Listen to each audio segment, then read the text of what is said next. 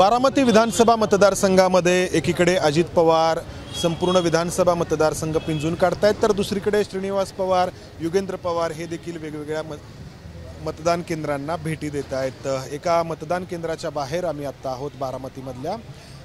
बापू, यावेळी मतदानाची टक्केवारी आत्तापर्यंतची जी आहे तर ती काहीशी कमी वाटते आहे लोकसभेपेक्षा। वाढेल बारामतीचा हळूहळू टक्का वाढेल, कारण साधारण काही मतदार असे असतात जे 3, 3:30, 4 जेवण करून थोडं विश्रांती घेतात आणि मग 4 वाजता ते बाहेर पडतात।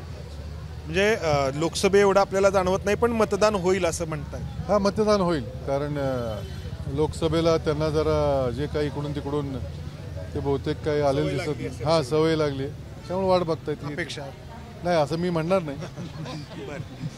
लोकसभा प्रत्येक निवडणूक वेगळी असते। लोकसभेला आपण पाहिलं जवळपास 48,000चं मताधिक्य सुप्रिया सुळेंना होतं, आणि त्यापैकी या शहरातून देखील बारामती होतं, ग्रामीण भागातून जास्त होतं।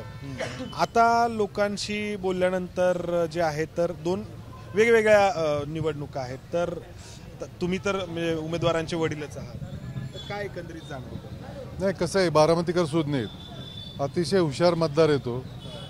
काही बिचाऱ्यांचे काही नोकरी असतात, काहींच्या कामं असतात, का अडकलेले असतात, त्याच्यामुळे ते बोलत नाही। अजितदादांच्या बाजूने असं सांगितलं जातं की लोकसभेला सुप्रिया सुळेंना आणि विधानसभेला अजितदादांना, असं एक सांगितलं जातं। नाही, आत्ता सांगितलं जायला, लोकसभेला नव्हतं सांगितलं जाईल। आणि मला आश्चर्य वाटतं तसं सांगून, म्हणजे काय वहिनींना पाडायला उभं केलं होतं का?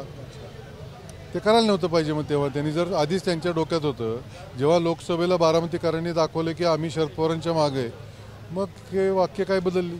शेवटचा प्रश्न खरे तर तो थोडासा घाईचा होईल आत्ता विचारणं, मात्र एकूण जे काही आत्ता मतदान सुरू आहे ते पाहता किती विश्वास, किती मताधिक्याचा किंवा काय सांगा? लोकसभेला जे मिळाले त्याच्यापेक्षा काकणभर जास्तच होईल, तुम्ही बघा। धन्यवाद। तर श्रीनिवास पवार वेगवेगळ्या मतदान केंद्रांमध्ये जाऊन पाहणी करतायत, एकूण मतदानावरती लक्ष ठेवतायत। कॅमेरामन अमोल गवाळेसह मंदार गुंजारी, एबीपी माझा, बारामती। एबीपी माझा, उघडा डोळे बघा नीट।